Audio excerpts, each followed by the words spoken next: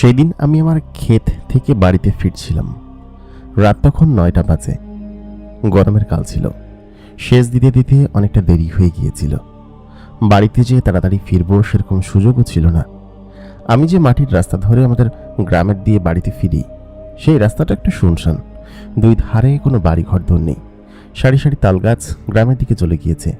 আর মাঠের এবং খালের এই প্রান্তরে সবসময় শুনশান একটা নীরবতা বজায় থাকে। দুই ধারে শুধু ফসলের মাঠ আর ফসলের মাঠ। এই পাশ থেকে ওই পাশে চলে গিয়েছে। কোনো মানুষজনের জনমানবের চিহ্ন নেই। আমি তেলের টব এবং বাকি সরঞ্জাম নিয়ে হেঁটে আসছি। আজকে ধানের জমিতে সেচ দিতে একটু দেরি হয়ে গিয়েছে। এখান থেকে ফিরব এবং সেই পথে হঠাৎ করেই আমার সেই কালভার্টের সামনে দেখতে পাই, কালভার্টের নিচ দিয়ে একটি ঘোড়া দৌড়ে যাচ্ছে। সেই ঘোড়াটির ওপরে কোনো মাথা নেই, কিন্তু একজন মানুষ বসে আছে। আমি যখন সেই জিনিসটি দেখতে পেলাম, তখন সঙ্গে সঙ্গে সেখানে তালগাছের আড়ালে লুকিয়ে পড়লাম। আমি মোটামুটি সাহসী ছিলাম, সেই কারণে ওরকম বেগ পোহাতে হয়নি। এই জিনিসটা দেখে আমি সেখানে দাঁড়িয়ে আয়াতাল কুরসি পড়তে থাকি এবং দোয়া দুধ পড়তে থাকি। খানিকক্ষণ বাদে সেই ঘোড়াটি কালভার্টের নিচ দিয়ে সোজা বেরিয়ে দক্ষিণমুখী মাঠের দিকে রওনা দেয়। ঘোড়াটি আসমানের উপর দিয়ে ভেসে যাচ্ছে, তার পা দুটো মাটিতে নেই এবং সে যে আরোহী নিয়ে যাচ্ছে সে আরোহীর কোনো মাথা নেই। আমি ভাবছি এর উপর দিয়ে যাব কিনা কিংবা কি করব। তালগাছের সেই ঘোড়ায় অনেকক্ষণ বসে রইলাম, কারণ ওইখান দিয়ে আবার সেই ঘোড়াটি পাস করলো এই পাশ থেকে ওই পাশে। আমি একটা জিনিস বুঝতে পারছিলাম না, এই ঘোড়াটি পোলের এই পাশ থেকে কেন আসছিল, ওই পাশ থেকে বের হচ্ছিল না এবং ওই পোলের নিচ থেকেই শুধুমাত্র বের হচ্ছিল। কিন্তু আমি বুঝতে পারছিলাম না যে এই পোলের ভিতর থেকে ওরা কোত্থেকে আসছে। তাহলে এরা কারা? এরা কি কোনো ভূত প্রেত নাকি কোনো জিন পরি? আমি বুঝে উঠতে পারছিলাম না। দেখতে দেখতে সেই পোলের ভেতর থেকে প্রায় ৭-৮টা ঘোড়া বের হলো এবং সর্বশেষে যে ঘোড়াটি বের হলো, সেই ঘোড়াটির ওপরে একটি সাদা ধবধবে পোশাক পরা মেয়ে বসেছিল। তার শরীর চকচক করছে। দূর থেকে তার চেহারা স্পষ্ট বোঝা না গেলেও এতটুকু বোঝা যাচ্ছে যে সে একটা মেয়ে। তবে সে এই সাদা ধবধবে ঘোড়ার উপর সাদা ধবধবে জামা পরে কি করছে, অথবা এরা কারা? আমি এইখান দিয়ে বাড়িতে যাব কিভাবে সেটাই চিন্তা করছিলাম। পুরো মাঠ জুড়ে ওরা ঘোড়ার উপরে বসে আসমানের ওপর দিয়ে ভেসে বেড়াচ্ছিল। আমার মাথায় কিছু আসছিল না যে এরা কারা বা কেন এখানে এসেছে। অনেকক্ষণ পরে একটি ঘোড়ার নজর আমার দিকে আসলো এবং সেই ঘোড়াটি তেড়ে আমার দিকে আসতে লাগলো। আমি সঙ্গে সঙ্গে গাছের আড়াল থেকে দৌড়ে আমার সেই পোল পার হয়ে সোজা দৌড় দিতে লাগলাম চাঁদ সর্দারের বাড়ির দিকে। ওইখান থেকে চাঁদ সর্দারের বাড়ি মাত্র আধা কিলোমিটার দূরে ছিল। আমি খুব দ্রুত গতিতে দৌড়াচ্ছিলাম। ঠিক সেই মুহূর্তে হঠাৎ করেই সেই ঘোড়া দুটো এসে আমার হাত দুটো ধরে ফেলে। তারপর আমার আর কিছু মনে নেই। আমি সম্পূর্ণরূপে অজ্ঞান হয়ে যাই। এই জিনিসগুলো কি ছিল, জিন নাকি অন্য কোনো প্রেত আত্মা? সেই ঘটনাটি শুনতে হলে এই ভিডিওটা শেষ পর্যন্ত আমাদের সঙ্গেই থাকুন। আসসালামু আলাইকুম দর্শক, সকলে কেমন আছেন? স্বাগত জানাচ্ছি দ্য মেগাবক্স প্রাইমের নতুন আরও একটি এপিসোডে। প্রতিদিনকার মতো কণ্ঠে আমি আরজে ইমরান, আপনাদের প্রিয় হোস্ট, আপনাদের সঙ্গে আছি। আশা করি আপনারা সকলে ভালো আছেন। যারা এখন পর্যন্ত আমাদের এই চ্যানেলটিকে সাবস্ক্রাইব করেননি, অবশ্যই কিন্তু সাবস্ক্রাইব করে পাশে থাকা বেল নোটিফিকেশন অন করে দিন। সেই সঙ্গে আপনি যদি আমাদের ফেসবুক পেজটি লাইক না করেন, তাহলে এই ভিডিওর ডেসক্রিপশন লিঙ্ক ফলো করে আমাদের ফেসবুক পেজটি লাইক দিয়ে আসেন এবং আমাদের সেখানেও এখন থেকে নিয়মিত গল্প আপলোড করা হবে। যারা জিনের দুনিয়া সিজন 6 শুনতে চান তারা অবশ্যই আমাদের পেজ ফলো দিয়ে আসবেন, কারণ হচ্ছে সিজন 6 খুব শীঘ্রই আমাদের পেজে আপলোড করা হবে। আমাদের চ্যানেলে দেওয়ার আগে পেজে দেওয়া হবে। সেহেতু আপনারা যদি আগে জিনের দুনিয়া সিজন 6 শুনতে চান তাহলে অবশ্যই আমাদের ফেসবুক পেজটি লাইক করে দিয়ে ফলো সি ফার্স্ট দিয়ে আসবেন, যাতে করে সবার আগে আপনি আপনার এই ভিডিওর নোটিফিকেশনগুলো পেয়ে যান। এমনকি আমাদের যে কোনো ভিডিওর নোটিফিকেশন বা যে কোনো ভিডিও আগে আমাদের ফেসবুকে দেওয়া হয়, সেহেতু আপনারা সেখান থেকে চাইলে আপনাদের গল্পগুলো নিয়ে আপনারা সেখানে দেখতে পারেন, অথবা আপনারা চাইলে সেখানে ফলো দিতে পারেন। তাহলে চলুন আর বেশি কথা বাড়াবো না। যারা আমাদের এই ভিডিওতে লাইক কমেন্ট করেন না, অবশ্যই বেশি বেশি করে লাইক কমেন্ট করুন এবং আমরা সরাসরি চলে যাই আমাদের আজকের এপিসোডে। আমার নাম রাসেল। আমি গ্রামে বড় হয়েছি। আমি গ্রামের একজন সাধারণ কৃষক। কৃষক বলতে গ্রামের শিক্ষিত কৃষক। আমি ইন্টারমিডিয়েট পর্যন্ত পড়াশোনা করেছি। তারপর আমি কৃষি মন্ত্রণালয় থেকে একটি কৃষির কোর্স করেছি, যেখান থেকে আমি শাকসবজি চাষ করা বা বিভিন্ন নামী ফল চাষ করা, যেগুলো কিনা মানুষজন প্রচুর খেয়ে থাকে, এরকম জিনিসপাতিগুলো চাষ করাই ছিল হচ্ছে আমার একমাত্র নেশা। আমার খালপাড়ার আগে একটা জমি ছিল। সেই জমিতে আমি চেয়েছিলাম যে এখানে ফলের চাষ করব। মাঝখানে পুকুর থাকবে, পুকুরে মাছ থাকবে, আর চারপাশে থাকবে কয়েকটা ফলের গাছ, এবং তার চারপাশে ঘিরে একটু মোটা করে জায়গা রেখেছি, পাড়যুক্ত জায়গা, এবং সেই জায়গায় আমি সবজি এবং ফলের চাষ করব। এরকম চিন্তা ভাবনাই ছিল। ওর পাশে আরেকটা জমি ছিল, সেখানে সিজনাল সবজি চাষ করতাম। কখনো পেঁয়াজ, কখনো রসুন, আবার কখনো আলু। যেই সিজনে যেই সবজি আসতো ঠিক সেই সিজনে সেই সবজি চাষ করতাম, এবং ফসলও চাষ করতাম। এরকম করে আমার সংসারের সমস্ত কিছু বেশ ভালোইভাবে চলে যেত। যেমন সারা বছর আমাদের কোনো সবজি কিনে খাওয়া লাগতো না। আমরা কখনো বাজারই করতাম না, কারণ বাজার থেকে কি করব, আমাদের ওই ঘেরের আশেপাশে মাছ হতো, মাছের চারপাশে সবজি হতো, ফসল হতো, এবং অন্য জমিতে ধানের সময় ধান, পেঁয়াজ, গম, ময়দা, আটা, সমস্ত ধরনের জিনিসপাতিগুলোই আমরা এখানে চাষবাস করতাম, এবং এগুলো সমস্ত কিছু আমি নিজে করতাম। আমি ঢাকায় একটা চাকরি করতাম। চাকরিটা ছেড়ে দিয়ে ওই সময়টাতে আমি আমার গ্রামের বাড়িতে চলে আসি, এবং এসে এরকম কৃষি কাজ করতে শুরু করি। আল্লাহর রহমতে আমি ওই পর্যন্ত ভালো ছিলাম, কিন্তু সময় যখন গড়াতে থাকে এবং আমার সঙ্গে ঘটতে থাকে এক অদ্ভুত ঘটনা। সেই রাত থেকে, যে রাতে আমি ওইখান থেকে পাস করেছিলাম। আমি গ্রামে আমার নিজের কক্ষে বসবাস করি, মানে আমাদের নিজের ঘর। আমার বড় ভাইরা ততদিনে বিয়ে শাদী করে তারা আলাদা হয়ে গিয়েছে। আমি, আব্বা, আম্মা, আমার এক ছোট বোন আছে। আমরা এই কয়েকজনই একটা ঘরে থাকি, মানে দুইটা ঘর, একটা ঘরে ওরা থাকে আর একটা ঘর সম্পূর্ণ আমার।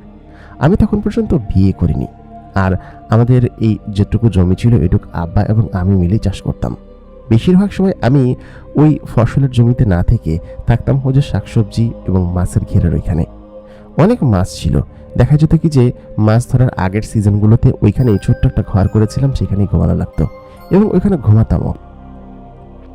এমনই এক রাতের ঘটনা আপনি আমাদেরকে আজকে শোনাবো, যেটা কিনা আমার সঙ্গে ঘটেছিল। দিনটা ছিল শুক্রবার। জুমার নামাজ পড়ে আমি সোজাসুজি চলে যাই খাওয়া দাওয়া করে আমাদের সেই মাঠে পরিচর্যা করতে। আজকে বেশ কিছু ফসল তুলে বিকেলবেলা সেগুলো রেখে গিয়েছিলাম। তবে আব্বা বলেছে আমাদের ধানের জমিতে সেচ দিতে হবে। ধানের জমিটা কাছাকাছি না হওয়ার কারণে পুকুর থেকে সরাসরি পানি তুলে আমি সেচ দিতে পারি না। আমাদের ওই ফসলের জমিতে কিন্তু বাইরে থেকে পানি আনা লাগে না, সরাসরি পুকুর থেকে পানি তুলে কিন্তু সমস্ত জায়গায় সেচ দেওয়া যায়। একদম মোটরের মাধ্যমে পাইপ ফিট করে সরাসরি ওইখান থেকে আমরা পানি দেই। কিন্তু ধানের জমিতে সিরিয়াল পেতে একটু দেরি হলো। আমাদের কাকাদের বোরিং ছিল, সেই বোরিং থেকে আমি নিজে তেল ঢুকিয়ে পানি করে আমাদের ধানের জমিতে পানি দিলাম। তখন খুব গরমকাল, বাতাস বইছে হু হু করে, চারিদিকে বেশ ঠান্ডা বাতাস, এবং রাত তখন 9টা-10টা বাজে। ওই সময় আমার ফসলের কাজ শেষ হলো। কাজ শেষ করার শেষে আমি ওইখান থেকে আমার সমস্ত সরঞ্জাম নিয়ে বগলে করে বাড়িতে ফিরছিলাম। ফেরার পথে আমি ওই ঘটনার সাক্ষী হই, যেখানটা আমি আপনাদেরকে বলেছি। আমি যখন অজ্ঞান হয়ে যাই, এর কিছুক্ষণ বাদে আমার জ্ঞান ফেরে। আমি যখন জ্ঞানে আসি বা আমি যখন চোখ খুলে আমি দেখতে পাই যে আমি আমাদের ঘরের যে উঠান আছে, উঠানের বারান্দায় শুয়ে আছি। আমি এটাই যেন বুঝতে পারছিলাম যে উঠানের বারান্দায় আমি আসলাম কীভাবে, বা আমাদের ঘরের বারান্দায় আমি কীভাবে আসলাম। আমি সঙ্গে সঙ্গে উঠে পড়লাম, উঠে এদিক ওদিকে তাকাতে লাগলাম। তারপর আমি আমার ঘরে দৌড়ে ঢুকে গেলাম। আমি শুধুমাত্র এটা ভাবছিলাম যে ওই জিনিসগুলো কি ছিল, বা আমাকে এখানে কেন দিয়ে গেল। আমি ওই জিনিসগুলোর পাল্লায় পড়েছিলাম, আমাকে কেন ক্ষতি করলো না। জিনিসগুলো কি ছিল সেটাই আমি বুঝতে পারছিলাম না। আমি ওদিনকে দ্রুত আমার নিজের ঘরে গিয়ে সারা রাত ঘুমাতে পারলাম না, কারণ ঘুম না হওয়াটা স্বাভাবিক বিষয়। ঘুম থেকে আমি যখন উঠলাম তখন বেলা প্রায় উঠে গিয়েছে, সকাল 7টা-8টা বাজে। তো সাধারণত আমি এত দেরি করে উঠি না ঘুম থেকে। আমি উঠলেও ফজরের নামাজ পড়ি, নামাজ পড়ে তারপর আল্লাহ বিল্লাহ করে আমি সরাসরি ক্ষেতের দিকে চলে যাই। ক্ষেত থেকে ফিরে তারপর আমি খাওয়া দাওয়া করি। তো এটাই ছিল আমার নিয়মিত রুটিন। তো সেদিনকে মূলত হচ্ছে আমি দেরি করে ঘুম থেকে উঠি, এবং আমার খুব ভয় লাগছিল। আমি নামাজও মিস করে ফেলেছিলাম। আমি তখন দুপুরবেলা গোসল টোসল করে, ওদিকে আমি খেতেও যাইনি।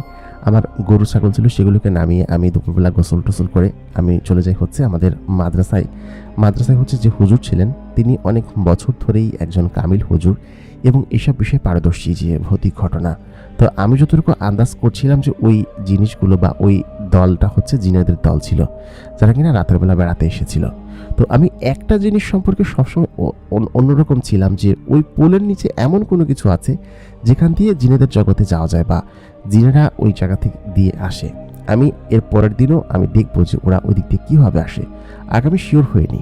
তো আমি তখন হুজুরের কাছে যাই। হুজুরের কাছে যাওয়ার পর আমি হুজুরকে বলি যে, হুজুর, গতকালকে এরকম ঘটনা আমার সঙ্গে ঘটেছে। তো ওই যে জিনিসগুলো আমাকে দিয়ে গিয়েছে তারা নিশ্চয়ই ভালো ছিল, কারণ আমি খুব ভয় পেয়েছিলাম এবং সেই অবস্থায় আমি ওইখান থেকে বাড়িতে নিজেকে আবিষ্কার করি। তো হুজুর তখন বলে যে ওরা আসলেই জিন ছিল এবং তোমার উপর কালকে রাতে জিনের আচরণ আমি দেখতে পাচ্ছি, তবে ওরা ভালো জিন ছিল। সেহেতু তুমি ওই রাস্তা দিয়ে ওই সময় আসবে না। ওরা রাত্রেবেলা ওই রাস্তা দিয়ে বের হয়। তুমি যদি আসতেই চাও তাহলে আগে পিছে আসবা অবশ্য, এবং ওদেরকে যদি দেখো রাস্তায় তাহলে অবশ্যই আড়ালে লুকিয়ে থাকবে যতক্ষণ না পর্যন্ত ওরা যায়।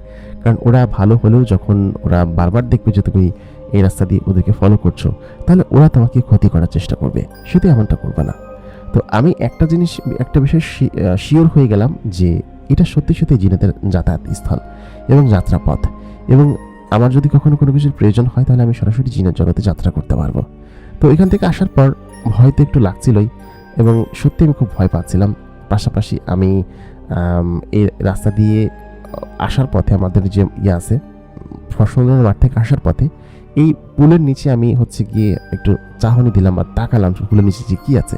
তবে দেখতে পেলাম যে এই পাশ থেকে ওই পাশে গিয়ে একদম সম্পূর্ণ ফাঁকা, কোনো কিছু নেই। ওইখানে ছোট্ট একটা পুল আছে, ওই পুলের ওপর দিয়ে গিয়ে মানুষজন যাতায়াত করে। এই পাশের পানি ওই পাশে যায় মাঠের মাঝখানে। তো বেশ ভালো একটা জায়গা আছে এবং ওই জায়গা দিয়ে একজন মানুষ মোটামুটি ভালোভাবে যাওয়া যায় এই পাশ থেকে ওই পাশে। তো পানি তখন ছিল না, যেহেতু আমি বলেছি গরমকাল, পুরো মাঠ খা খা করছে, পানি নেই। তো আমি তখন ওই দিনের বেলা দুপুরের দিকে ওই পুলের ওইখানে এই পাশ থেকে ওই পাশে গেলাম।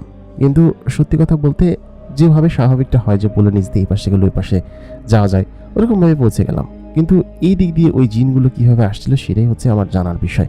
তো এটা নিয়ে আমার কিউরিয়াসিটি জাগতে শুরু করলো। তো এটার মধ্যে আমি এক প্রকার আনন্দ খুঁজে পেতে লাগলাম। তো মাঝখানে 7-8 দিন সময় কাটলো। আমার শুধুমাত্র একটা জিনিস নিয়ে কিউরিয়াসিটি কাজ করতো যে ওই রাস্তা ওই পুলের নিচে কি আছে, বা ওই যে জিন মেয়েটিকে আমি সেদিনকে দেখেছি, ওই জিন মেয়েটি দূর থেকে দেখতে খুব সুন্দর লাগছিল, ওই জিন মেয়েটিকে আমি দেখবো, বা ওই জিন মেয়েটি কোত্থেকে আসে বা কেন আসে, আমার তাকে দেখার খুব ইচ্ছে, বা জিনদেরকে দেখার আমার খুব ইচ্ছে। সেদিনকে তো আমি ঠিকঠাক মতো দেখতে পাইনি। তো এই সাহসটুকু আমি সঞ্চয় করলাম যে ওদেরকে আমি দেখবো। তো এই কথা চিন্তা করে প্রায় 2 সপ্তাহ পরে আমি চলে গেলাম আমাদের ওইখানটায়, মানে যেখানে মূলত ওই ঘটনাটি আমার সঙ্গে ঘটেছিল, আমাদের বাড়ি থেকে প্রায় 1 কিলোমিটার দূরের ওই জায়গাটা। সেই পুলের ওইখানে আমি ঘাপটি করে লুকিয়ে রইলাম। সেই একই সময় রাত 10টা বাজে তখন। ওই দিনকে আবার জ্যোৎস্না রাত ছিল, এর আগের দিন ওরকম জ্যোৎস্না ছিল না আকাশে, ফুল জ্যোৎস্না রাত ছিল। আমি তখন পুলের পাশে বসে আছি। বসে আমি দেখছি যে কখন আসে। তো অনেকক্ষণ বসে থাকার পরে দেখলাম আসছিল না। আমি উঠে চলে যেতে যাব, ঠিক সেই মুহূর্তে আমি দেখলাম যে পুলের নিচ থেকে হঠাৎ করেই একদল ঘোড়া বেরিয়ে আসলো, এবং প্রথমে 4-5টা ঘোড়া আসলো। ঘোড়াগুলোর মাথা নেই, মাথাগুলো এমনভাবে ঘোমটা দিয়ে ঢাকা, এবং সেই সঙ্গে তার পেছনে একটা সাদা ঘোড়া বেরিয়ে আসলো, এবং সেই সাদা ঘোড়ার ওপর ধবধবে একটি সাদা রঙের মেয়ে বসে আছে। তার পরনে সাদা পোশাক, শরীরের ত্বকের রঙও সাদা এবং খুব সুন্দর দেখতে। সব মিলিয়ে তার চেহারা আমি ওদিনকে দেখে ফেললাম এবং আমার খুব কাছ দিয়ে উড়ে গেল। এবং তার পেছনে আরও কয়েকটা ঘোড়া বের হলো, মোটামুটি 8-10টা ঘোড়া, এবং তাদের মাঝখানে একটি মাত্র সাদা ঘোড়া। অন্য যে ঘোড়াগুলো ছিল তাদের শরীরের রং একদম সম্পূর্ণ কালো। কালো বলতে তারা কালো পোশাক পরেছে, এবং তাদের চেহারা বোঝা যাচ্ছে না, কিন্তু তাদের চোখগুলো জল করছে, বা চোখের মনি একটু ভিন্ন রকম, সেটা আমি দেখে বুঝতে পারলাম। তো ওই মুহূর্তে যে মেয়েটি আমার সামনে দিয়ে গেল, তাকে দেখে আমি পুরো ফিদা হয়ে গেলাম। কারণ এরকম মেয়ে আজ পর্যন্ত আমি আমার চোখে দেখি নাই, বা আমি আমার স্বপ্নেও দেখি নাই যে এরকম সুন্দরী কোনো মেয়ে হতে পারে। তার শরীরে সম্পূর্ণ চকচক করে আলো জ্বলছে, মানে হয় না যে কারো শরীরে যদি আলো জ্বলে চকচক করে অন্ধকারের মধ্যে, তাকে স্পষ্টরূপে দেখা যায়। তো আমি তাকে দেখে সম্পূর্ণ ফিদা হয়ে যাই তার উপর। আমি আসলে বুঝতে পারি না যে ওই মেয়েটা এইখানে কি করছে, বা এখানে কিভাবে আসলো, বা ওরা এদিক দিয়ে কেন আমাদের জগতে আসছে। আমার আসলে খুব দেখার ইচ্ছে জাগলো। তো ওই দিনকে তো ওই মেয়েটা, তারপর আর ওই জিনগুলো যারা কিনা এখানে এসেছিল, অনেকক্ষণ ওড়াউড়ি করার পরে ওইখান থেকে চলে গেল।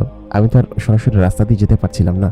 তো ওই মেয়েটা এবং সেই জিনগুলো সেখান থেকে বেশ খানিকক্ষণ পর ওই পুলের ভিতর দিয়ে ঢুকে গেল, এবং ঢুকে যাওয়ার পর আমি সঙ্গে সঙ্গে বের হলাম। বের হয়ে আমি সেই পুলের সামনে গিয়ে দাঁড়ালাম। পরবর্তীতে খানিকটা ভয় লাগলো যে এখন যদি যাই তাহলে ওরা নিশ্চয়ই দেখে ফেলবে, বা আবার যদি বের হয় তাহলে আমার খবর আছে। তবে তখন ওইখান থেকে দৌড়ে সরাসরি এই পাশে আমাদের বাড়ির যে সাইডটা, সেই বাড়ির সাইডটাতে এসে চাঁদ সর্দারের বাড়ির কাছে এসে দাঁড়িয়ে থাকি। তো অনেকক্ষণ পরে দেখতে পাই যে আবার ওর মধ্যে থেকে একদল জিন এবং সেই মেয়েটি আবার বের হয়েছে। বের হয়ে চানসদারের বাড়ির সামনে দিয়ে এদিক দিয়ে পুরো মাঠ জুড়ে তারা উড়াউড়ি করে বেশ খানিক্ষণ পর আবার সেই পুলের দিকে চলে গেল, সেই কালভার্ট বা ব্রিজের নিচে চলে গেল।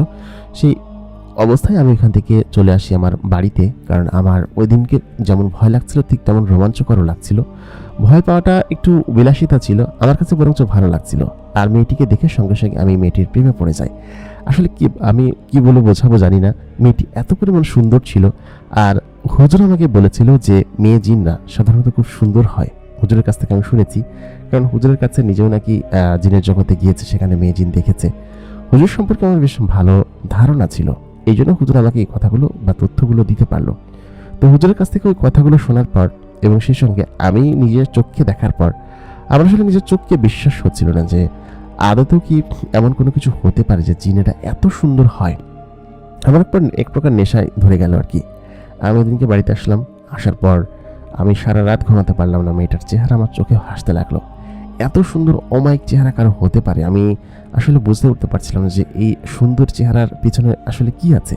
তো আমার মনের মধ্যে বারবার একটা জিনিস খেলছিল যে তুই যা, ওই সুড়ঙ্গের মধ্যে দিয়ে যা, রাতের বেলা যা, নিশ্চয়ই তুই অন্য কোনো জগতে পৌঁছে যাবে ওই প্রান্ত দিয়ে, তুই যা। এই সুড়ঙ্গের রহস্য শুধুমাত্র তুই জানিস, আর কেউ হয়তো জানে না। এরকম আমাকে কয়েকদিন ধরে আমার ব্রেন বা আমার মস্তিষ্ক যেটা সেটা আমাকে খোঁচাতে লাগলো, তুই যা এখানে। তো এর মাঝখানে 4-5 দিন পরে আমি ভাবলাম যে আজকে আমি যাব এবং গিয়ে সেই মেয়েটা কোথায় সেটা আমি দেখব। এবং আমি সত্যি সেই মেয়েটাকে দেখার উদ্দেশ্য করে সেদিন সন্ধ্যার পর আমি বের হয়ে পড়ি এবং সাথে কিছু জিনিস নিয়ে যাই।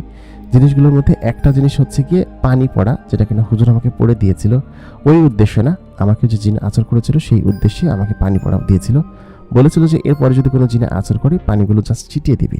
আমি একটা গোলাপ জলের বোতলে সেই পানিগুলো ভরে রেখেছিলাম, আর সঙ্গে একটা তাবিজ দিয়েছিল, তাবিজটা আমি সাথে করে নিয়ে গিয়েছিলাম।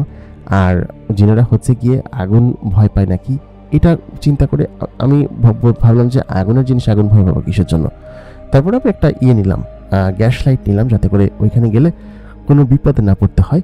তারপর সঙ্গে একটা লাঠি নিলাম এবং কিছুটা কেরোসিন নিলাম, যাতে করে সঙ্গে সঙ্গে আগুনটা জ্বালানো যায়। তো এই অবস্থায় আমি আমার ব্যাগের মধ্যে সমস্ত কিছু গোছালাম, গুছিয়ে আমি সেই কালভার্ট বা পুলের নিচে গেলাম। নিচে যাওয়ার পর আমি অনেকক্ষণ দাঁড়িয়ে আছি সেখানে, যে দিকে যাবো কি যাবো না, কারণ ওই জিনিসগুলো প্রতিদিন আসে না, মাঝে মধ্যে আসে এবং বহুদিন পর পর আসে। আমি এর মাঝখানে কয়েকদিন এসে এখানে দাঁড়িয়ে থেকে দেখেছি, বহু রাত পর্যন্ত দাঁড়িয়ে থেকে দেখেছি, কিন্তু ওরা সব দিন আসে না, মাঝে মধ্যে আসে। আমি ওই জিনিসগুলো ট্র্যাক করতে চাচ্ছিলাম যে ওরা কখন আসে। তো আমি যেদিন গিয়েছিলাম ওদিনকে আসবে না, আমি শিওর ছিলাম। আমি রাত 10টা-11টা বাজে তখন ওই পুলের নিচে গেলাম। যাওয়ার পর অন্ধকার ছিল, প্রচুর অন্ধকার। তো আমি হচ্ছে প্রথম অবস্থায় পুলের নিচ দিয়ে লাইট মারলাম, লাইট মেরে সোজা হাঁটতে লাগলাম। তো পুলের নিচটা একদম সম্পূর্ণ ফাঁকা ছিল, ওইটা পাতা টাতা তারপরে কচুরি পানা দিয়ে ভরা ছিল, যেহেতু এখানে পানি ছিল বর্ষার সময়। তো আমি যখন পুলের নিচ দিয়ে যেতে গেলাম লাইটটা মেরে, সোজা এই প্রান্ত থেকে ওই প্রান্তে পৌঁছে গেলাম। ওই প্রান্ত বলতে পুলের ওই পাশের মাঠে পৌঁছে গেলাম। মানে আমি জিনের জগতে সরাসরি প্রবেশ করলাম না। কেন প্রবেশ করলাম না বুঝতে পারছি না। তাহলে কি জিনেদের মধ্যে স্পেশাল কোনো টেকনিক আছে যেটার মাধ্যমে ওরা জিনের জগতে সরাসরি প্রবেশ করে, বা ওরা যখন আসে তখনই এই রাস্তাটা খুলে যায়, এরকম কোনো কিছু কি আছে? আমি আসলে বুঝতে পারছিলাম না। আমি 2 দফা লাইট নিয়ে এই পাশ থেকে ওই পাশে প্রবেশ করলাম, কিন্তু কোনোভাবেই এই পাশ থেকে ওই পাশে যেতে পারছিলাম না, বা জিনের জগতে যেতে পারছিলাম না। আমি ঠিকই আমার অরিজিনাল মানে এমনি নর্মালভাবে পার করলে যেরকম পার হয় ঠিক সেরকমভাবে পার হচ্ছিলাম এই প্রান্ত থেকে ওই প্রান্তে। তারপর অনেকক্ষণ বাদে আমি যখন ভাবলাম যে দেখি তো লাইট বাদে আমি ঢুকে দেখি, কারণ জিনেরা তো আসার সময় লাইট থাকে না, একদম অন্ধকার অবস্থায় থাকে। তো আমি লাইট অবস্থায় হাঁটতে লাগলাম, হেঁটে অনেকটা রাস্তা পার হলাম আমি। তো সাধারণত এই কালভার্ট পার হতে এত টাইম লাগে না, পার হতে কত টাইম এবার লাগে? এই পাশ থেকে ওই পাশে একটু রাস্তা 3-4 সেকেন্ড লাগার কথা পার হতে, কিন্তু আমি প্রায় 1 মিনিট ধরে হাঁটতেছি, কিন্তু অন্ধকার শেষ হচ্ছে না, অন্ধকারই ফুরাচ্ছে না। আমি পরে ভাবলাম কি লাইটটা কি মারবো, পরে ভাবলাম না, আমি যেতে থাকি, দেখি কত দূর পর্যন্ত যেতে পারি। তো খানিকটা হাঁটার পর আমি যখন লাইটটা আচমকা মারার পর আমি দেখতে পেলাম আমি একটা জঙ্গলের মধ্যে দাঁড়ায় আছি। এই পাশেও জঙ্গল, ওই পাশেও জঙ্গল, এবং জঙ্গলের এই প্রান্তে এত পরিমাণ ঘন গাছপালা, আসমানে যে হালকা জ্যোৎস্না আছে সেই জ্যোৎস্নার আলোটা পর্যন্ত নিচে পড়তেছে না। আর আমি যে রাস্তা দিয়ে বের হয়েছি পেছন সাইডে একটা গুহার ছোট্ট মুখ আছে, সেই মুখের মধ্যে দিয়ে ওই ব্রিজের নিচ দিয়ে মানুষের জগতে কানেক্ট করা এই জিনের জগৎটা। এটা আমি বুঝতে পারলাম। আমি তখন ভয় পেয়ে গেছি যে সত্যি সত্যি কি আমি জিনের জগতে চলে আসছি, এবং এটা কি সত্যি সত্যি আমি খুঁজে বের করে ফেলতে পারছি যে অন্ধকারের মধ্যে আসলে এদিক দিয়ে জিনের জগতে প্রবেশ করা যাবে। ঠিক সেই মুহূর্তে আমি ওইখান থেকে একটা ফিসফিসানের শব্দ শুনতে পেলাম। আমি তখন গাছের আড়ালে লুকিয়ে পড়লাম। লুকিয়ে পড়ার পরে আমি দেখতে পেলাম যে আমি আজকে শিওর ছিলাম যে এদিক দিয়ে কোনো কেউ আসবে না বা যাতায়াত করবে না। আমি দেখতে পেলাম একদল ঘোড়া ওদিক দিয়ে চলে গেল। ঘোড়ার উপরে যেসব আরোহী বসেছিল সেই আরোহীর মাথার উপরে কোনো মাথা নেই, কারণ ওরা এমনভাবে জামাটা পরেছে আসলে দেখে বোঝা যাচ্ছে না যে ওদের ঘাড়ের উপর কোনো মাথা আছে কিনা, কিন্তু আদতে আছে। তো আমার চোখের সামনে দিয়ে ওরা বেরিয়ে গেল, এবং যাওয়ার সময় ওরা কিছু একটা সন্দেহ করলো যে কিছু একটা গন্ধ পাচ্ছি। তো ওই মুহূর্তে ওরা চলে গেল। আর সেই জিন মেয়েটি ও তো ওদের সঙ্গে আসেনি, তার মানে এরা অন্য দলের জিন। আমি সোজা হাঁটতে লাগলাম। খানিকক্ষণ বাদে ওই জিনের দলই ফিরে আসলো। ফিরে এসে ওরা সরাসরি জঙ্গলের মধ্যে দিয়ে সোজা নগরের দিকে যেতে লাগলো। তো আমি ওদের পেছন পেছন যেতে লাগলাম। আমি কি পরিমাণ সাহসী ছিলাম আপনারা চিন্তা করেন। জাস্ট সেই সময় এই ঘটনাটা 2008 সালের ঘটনা। তো কি পরিমাণ সাহসী তখন ছিলাম আমি, যে ওই মুহূর্তে আমার বয়স কত 22-23 বছর, আমি ওই অবস্থায় ওই জিনগুলোর পেছন পেছন যাচ্ছি। এবং যাওয়ার পর হঠাৎ করে আমি দেখতে পেলাম যে একটা নগরী, মানে একটা পাথর দিয়ে তৈরি একটা নগরী, পুরো জঙ্গল শেষ করে একটা পাথরের নগরী। আমি প্রায় 10 মিনিট ধরে হেঁটেছি। সেই নগরীর ভিতরে আমি ঢুকলাম। ঢোকার পর সেই নগরীটা তখন রাতের বেলা জমজমাট ছিল, এবং দোকানপাট খোলা ছিল, জিনেদের বাড়ি ঘর দৌড় ছিল। তো সেখানে যাওয়ার পর আমি সর্বপ্রথম একটা দোকানে ঢুকি। দোকানের মধ্যে কেউ ছিল না। তো সেখানে কিছু পোশাক ছিল, জিনেদের পোশাক, যে পোশাকগুলো আসলে খুব দামি ছিল এবং ওরা এই পোশাকগুলো পরে। আমি সঙ্গে সঙ্গে ওইখান থেকে একটা পোশাক নিলাম। নিয়ে আমি সেই পোশাকটা আমার শরীরে জড়ালাম, যাতে করে আমাকে দেখতে মানুষের মতো না মনে হয়। আমার ব্যাগটা তখন সেই পোশাকের আড়ালে লুকানো ছিল। তো ওই অবস্থায় আমি তখন ওইখান থেকে চলে আসি ওই প্রাসাদের সোজাসুজি, যেখানে বড় প্রাসাদটা ছিল। আমি আসলে মেয়েটাকে খুঁজছিলাম, মেয়েটাকে কোথায় পাবো বা কিভাবে পাবো সেটা খুঁজছিলাম। তো অনেকক্ষণ খোঁজাখুঁজি করার পরে আমি দেখতে পেলাম বিরাট এক আলিশান প্রাসাদ। এই শহরের মধ্যেই একটা বড় বাড়ি। এই বাড়িটার এত সুন্দর করে তৈরি করা। বাড়িটার পেছনে একটা বড় পাহাড় আছে, এবং এরপরে এই শহর শেষ, এরপরে আর কিছু নেই। ওই প্রান্তে পাহাড়ের ওই প্রান্তে কিছু নেই, এবং পাহাড় দিয়ে এই বাড়িটা বেষ্টনী দেওয়া, এবং বিশাল আকৃতির বড় বাড়ি। তো আমি তখন ওইখানে থাকা একজন লোককে জিজ্ঞেস করলাম যে এটা কার বাড়ি বা কিসের বাড়ি। তো লোকটার সঙ্গে সঙ্গে বুঝে ফেললো যে আমি একটা মানুষ, কারণ আমার চেহারা, অবয়ব, তারপর কথাবার্তা, আমার মধ্যে এক ধরনের ঘ্রাণ আছে, মানুষ মানুষ ঘ্রাণ। ওইটা তো ওরা টের পায়। তোরা তখন সঙ্গে সঙ্গে টের পেয়ে বলে যাই তারা তুই কে, তুই কোত্থেকে এসেছিস। তো ওই মুহূর্তে আমি তখন ওইখানে একটা হট্টগোল পাকিয়ে দিলাম। আমি আবার ওইখান থেকে দৌড়ে আমি ভিড়ের মধ্যে হারিয়ে গেলাম। ওই লোকটা আমাকে আর খুঁজে পেল না, কারণ ওই লোকের সঙ্গে ওই মুহূর্তে কে যেন একজন কথা বলছিল ডাক দিয়ে। তো আমি ওইখান থেকে ওই সুযোগ নিয়ে পালিয়ে আসলাম। পালিয়ে আমি সরাসরি এদিক ওদিকে ঘোরাঘুরি করতে লাগলাম। তো অনেকক্ষণ খোঁজাখুঁজি করার পর আমি কিছু পেলাম না ওই রাতে। আমি ওইখানে একটি গাছের গোড়ায়, জঙ্গলের পাশে, ওইখানে পাশে জঙ্গল ছিল, এই নগরীর চারপাশ জঙ্গল দিয়ে ঘেরা আর কি।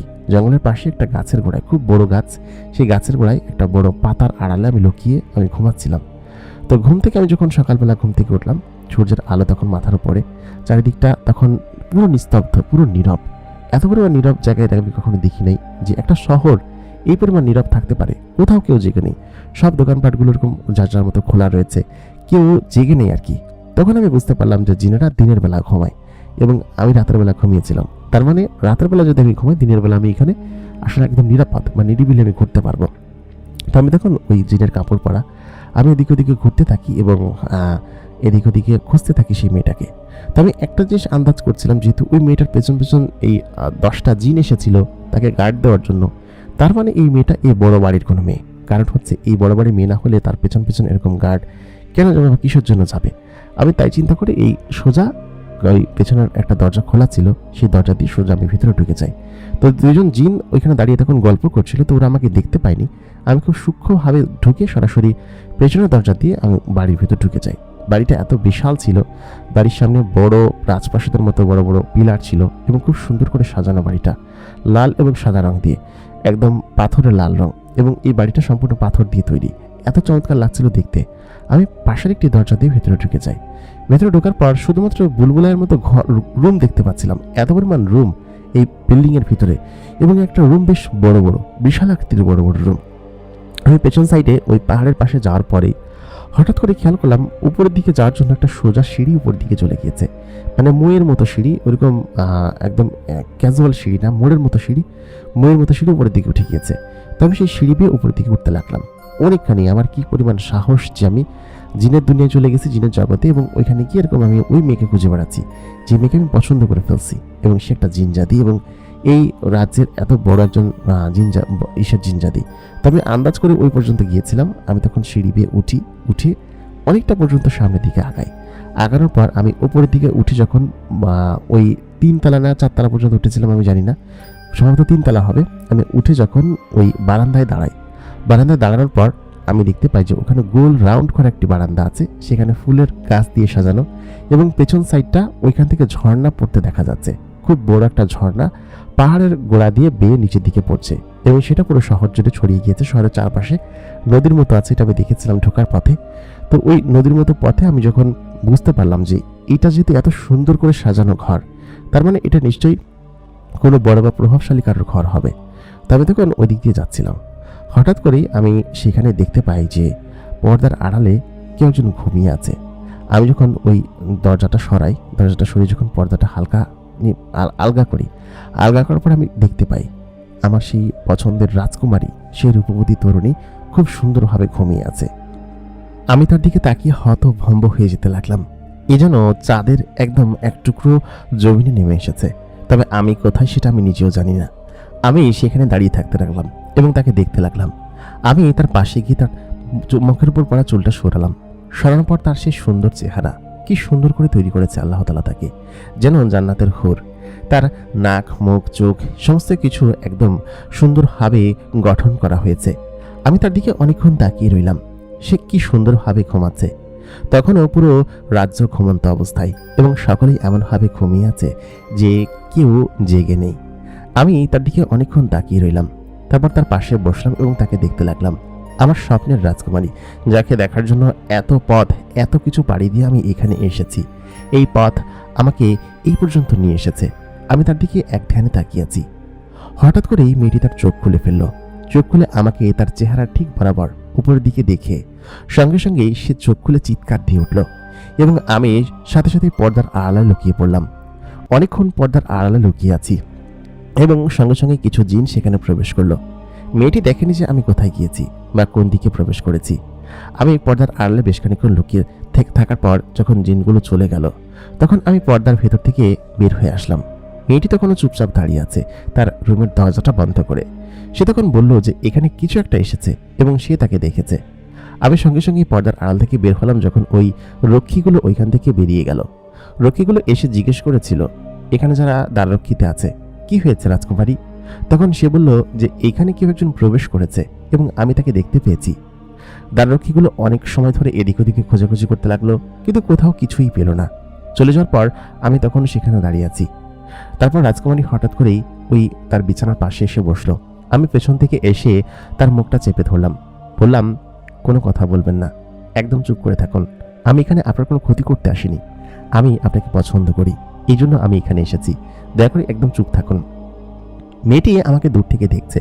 আমার মুখে একটা কাপড় দিয়ে ঢাকা, মুখের ওপরটুকু শুধুমাত্র দেখা যাচ্ছে, চোখ এবং তার ওপরের চুলের অংশ, আর বাকিটা একটা কাপড় দিয়ে মুখটা ঢাকা, কারণ আমি ঢেকে রেখেছি যাতে করে কেউ চিনতে না পারে। তারপর মেয়েটি সরাসরি আয়নায় আমাকে দেখতে পারলো, কারণ মেয়েটি যেখানে বসে আছে তার অপোজিট সাইডে আয়নায় তাকে দেখা যাচ্ছে। আমি তখন বললাম, ভয় পাবেন না রাজকুমারী, আমি আপনাকে ভয় দিতে আসিনি। আমি এসেছি আপনার সঙ্গে দেখা করতে। আমি আপনাকে পছন্দ করি। আমি কোত্থেকে এসেছি সেটা জানেন আপনি? আপনি হয়তো জানেন না। আপনি আমার কথা চিন্তা করুন, কাউকে কিছু বলবেন না। আমি আবার আসবো আপনার সঙ্গে দেখা করতে। আমি অনেক দূর থেকে এসেছি আপনাকে ভালোবেসে। মেয়েটি তখন চোখ বড় বড় করে আমার দিকে তাকিয়ে আছে। তারপর হঠাৎ করেই মেয়েটি চোখ বন্ধ করলো। চোখ বন্ধ করার সঙ্গে সঙ্গেই আমি মুখের হাতটা ছেড়ে দিলাম। ছেড়ে দেওয়ার পর আমি ওইখান থেকে সঙ্গে সঙ্গেই ওই বারান্দায় এসে সরাসরি ওই ছোট্ট সিঁড়ি বেয়ে নিচে বেরিয়ে আসলাম। ওইখান দিয়ে যে ছোট্ট একটা সিঁড়ি উপর দিকে দেওয়া আছে, এটা হয়তো অনেকে জানেই না, কারণ ওই ঘরের দরজাটা ভেতর থেকে বন্ধ করা, বাইরে থেকে নয়। আমি সিট গাড়িটা লাগিয়ে দিয়ে সিঁড়ি দিয়ে সরাসরি নিচে চলে আসলাম, এবং যখন আমি ঘর থেকে বাইরে বেরিয়ে এসেছিলাম তখনও ওই রাজকুমারী চোখ বন্ধ করে চিৎকার করে উঠেছিল এবং চিৎকার করার সঙ্গে সঙ্গে জিনগুলো আবার উপস্থিত হলো এবং উপস্থিত হয়ে সঙ্গে সঙ্গে চারিদিকে খুঁজতে লাগলো। এবং রাজকুমারী বলল যে তোমরা কিভাবে গার্ড দাও, এখানে একজন লোক কিভাবে প্রবেশ করে আমার রুমের মধ্যে, একজন পরপুরুষ কিভাবে প্রবেশ করে, এবং সে এসে আমাকে এরকম ভাবে ধরেছিল।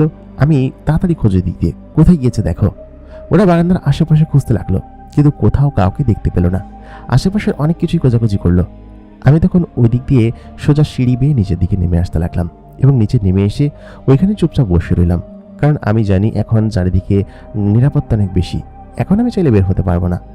কিছুক্ষণ বাদে আমি খেয়াল করলাম চারিদিকে গার্ড বাড়িয়ে দেওয়া হয়েছে, তার মানে আমাকে এখন এখানেই থাকতে হবে হাফ ডিনারে, এখান থেকে আমি যেতে পারবো না। খুব ক্ষুধা লেগেছে। এই অবস্থায় আমি যে কিভাবে খাবার খাবো সেটাই বুঝতে পারছিলাম না, কোত্থেকে বা খাবার খাবো তাও বুঝতে পারছিলাম না। আমি ওইখানে বসে রইলাম। দেখতে দেখতে সকাল দুপুরে পরিণত হলো। চারিদিকে তখন গার্ডরা আবার ঘুমিয়ে পড়েছে। জিনেরা দিনের বেলা ঘুমায়, ওরা দিনের বেলা জেগে থাকে না, বরঞ্চ রাতের বেলা জেগে থাকে। বিকেল থেকে পরবর্তী সকাল হওয়ার আগ পর্যন্ত ওরা জেগে থাকে এবং এটাই ওদের সময়, এটাই ওদের ভ্রমণের মতো একমাত্র অবস্থান আর কি। আমি সেখানে বসে রইলাম। চারিদিকটা নীরব হলো। আমি দেখতে পেলাম রাজকুমারী তখন তার বারান্দায় বসে আছে। দুপুরের পরপর ভাব, এক এক করে সমস্ত জিনারা জেগে উঠছে। ওদিকে হেসেলে রান্না চড়াচ্ছে। এখানকার যেসব দাসী জিনেরা আছে তারা রান্না চড়াচ্ছে, কারণ রাজকুমারী ঘুম থেকে উঠেই খাবার খাবেন সেই জন্য। অনেকক্ষণ পর আমি বাইরে থেকে দেখতে লাগলাম যে মেয়েটি বারান্দায় এসে দাঁড়িয়ে আছে। আমি এক নজর তাকে দূর থেকে দেখতে লাগলাম। কি মায়াবী সেই চেহারা! দূর থেকে দেখে মনে হচ্ছিল আকাশের চাঁদ, আকাশের তারা ওইখানে জ্বলজ্বল করছে। যাই হোক, খাবারের ঘ্রাণ আমার নাকে ভেসে আসলো। ওইটার পাশেই রান্নাঘর ছিল। আমি পা টিপে টিপে সেই রান্নাঘরের কাছে গেলাম। যাওয়ার পর রাজরক্ষী সেজে আমি তখন বললাম, এই তোমাদের রান্না কত দূর? ওইখানে থাকা যে মেয়ে জিন ছিল তারা একটু ভয় পেয়ে গেল, কারণ এরকম করতে সাধারণত কেউ বলে না। সম্ভবত বড় কেউ এসেছে, তাই চিন্তা করে বলল, জি রান্না তো হয়ে গিয়েছে, খাবার কি আমি পাঠিয়ে দেবো পরে? আমি তখন বললাম, সকালে কি ঘুম থেকে এখনো জেগে উঠেছে নাকি? ঘুম থেকে উঠলে তোমাদের খাবার কোনটা হয়েছে দেখি, আমার কাছে দাও, আমি একটু চেখে দেখি। তখন ওরা একটা প্লেট ভর্তি খাবার দিল। প্লেটের মধ্যে এক প্লেট ভর্তি শুধুমাত্র মাংস ছিল, তার মধ্যে না আছে কোনো মশলা আর না আছে কোনো রকমের স্বাদের আর কি। তবে খেতে বেশ সুস্বাদু, পানির ভিতরে সিদ্ধ করা খুব সুস্বাদু একটি জিনিস, ভালো মাত্রায় বেশ স্বাদ হয়েছে। তবে তার মধ্যে কোনো মশলা জাতীয় আমরা যেরকম মাংস খাই সেরকম কোনো কিছু না। আমি সেগুলো পেট ভরে খেলাম। খাওয়ার পর অনেকক্ষণ সেখানে বসে রইলাম যে ওরা ওদেরকে কী বলবো সেটা ভেবে। তারপরে বললাম যে ঠিক আছে, তোমরা কিছুক্ষণ পর খাবার পাঠিয়ে দেবো পরে, আর একজন লোক আসবে, আমি পাঠিয়ে দিচ্ছি, যখন লাগবে ওর সঙ্গে তুমি খাবারগুলো নিয়ে যাও, ঠিক আছে? তারপর ওরা ওইখান থেকে আমার পেছন পেছন আসতে শুরু করলো, কারণ ওরা বুঝতে পেরে গিয়েছে যে আমি কোনো মানুষ এবং আমি এখানে প্রবেশ করেছি এবং আমি এই রাজদরবারের কেউ নই, কারণ আমি বাংলা ভাষায় কথা বলেছি আর ওদের ভাষা ভিন্ন।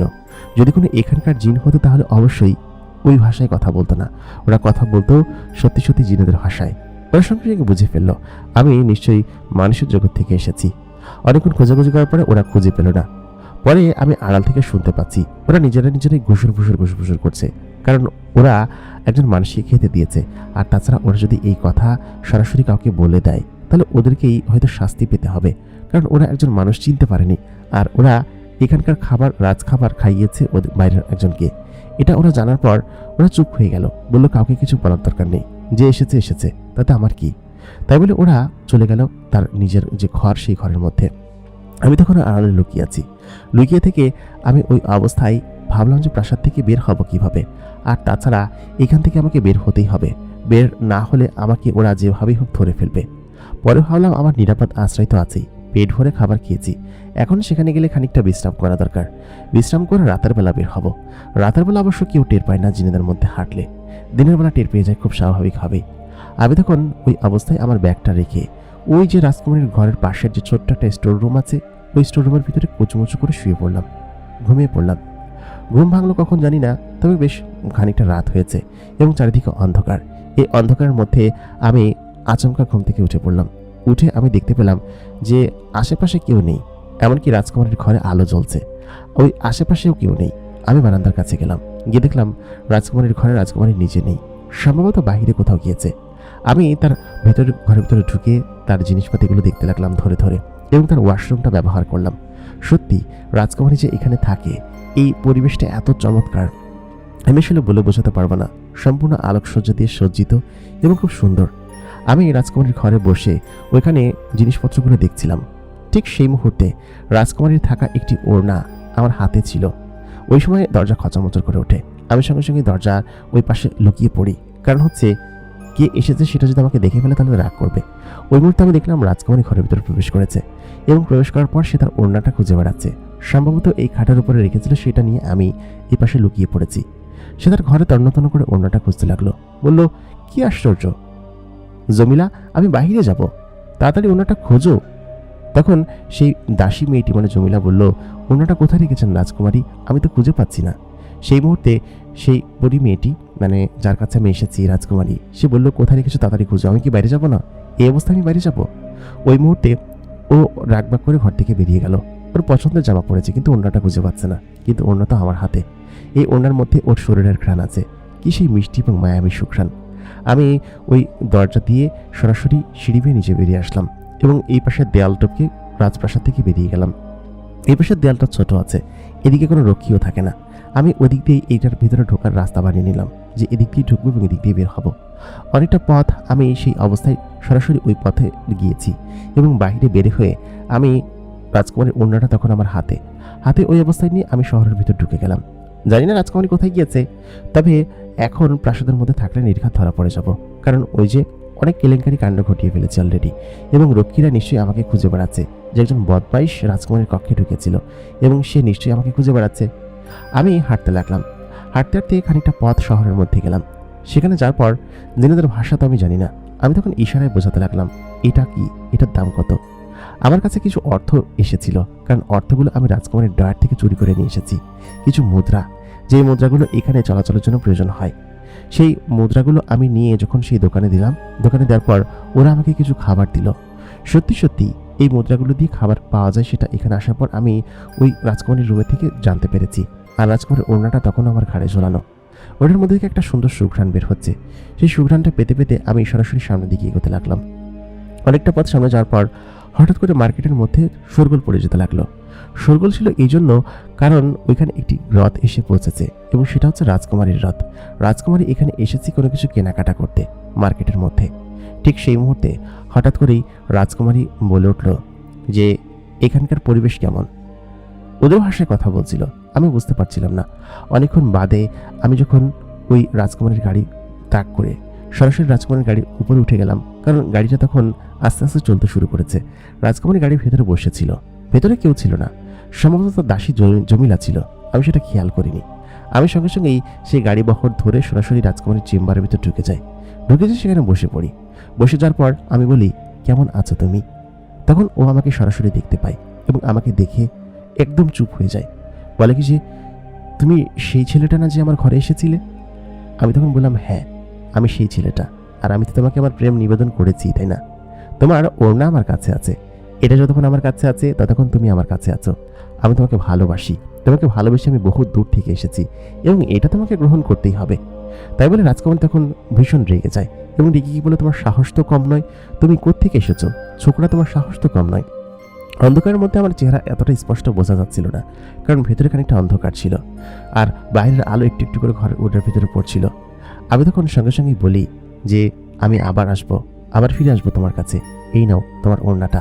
তাই বলে রাজকুমারীর হাতে ওড়নাটা দিয়ে আমি বলি, এটা তুমি খোঁজাখুঁজি করছিলে না? এটা আমার কাছে ছিল, আমি এটা রেখে দিয়েছিলাম, রাখো তোমার জিনিস তোমার কাছে, আমি আবার তোমার সঙ্গে দেখা করতে আসবো, তুমি প্রস্তুত থেকো। আর আমার যেহেতু এত সাহস, সেহেতু তুমি আমার সাহসের প্রশ্ন তুলো না, আমি যাচ্ছি। রাজকুমারী তখন চিৎকার দিয়ে উঠল।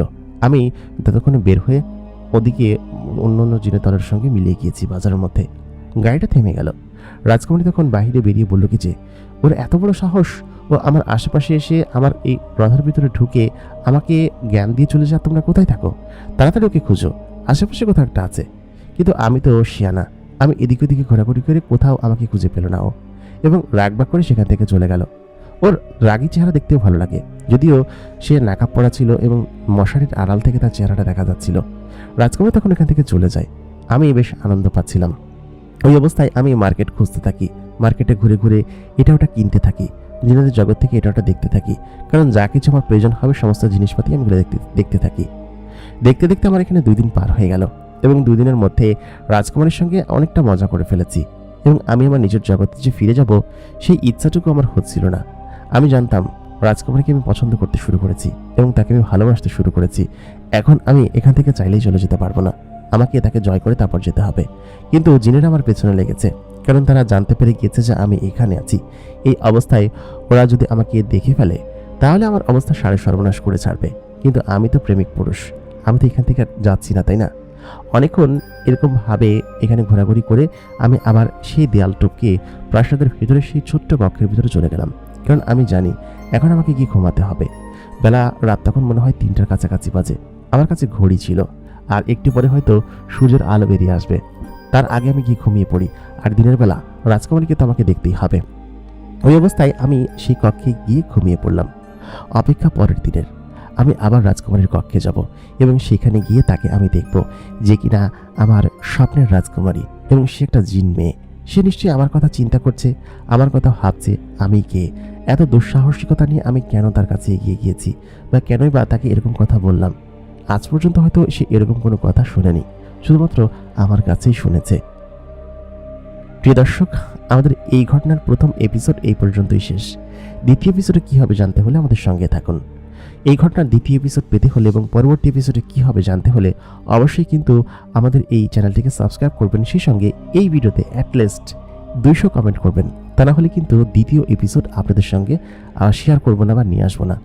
যারা খুব দ্রুত 200 কমেন্ট পূরণ করে দিবেন এবং বেশি বেশি করে কমেন্ট করবেন, একটার জায়গায় দরকার হলে 50টা কমেন্ট করবেন, সমস্যা আছে? কমেন্টে কোনো বাধা নেই।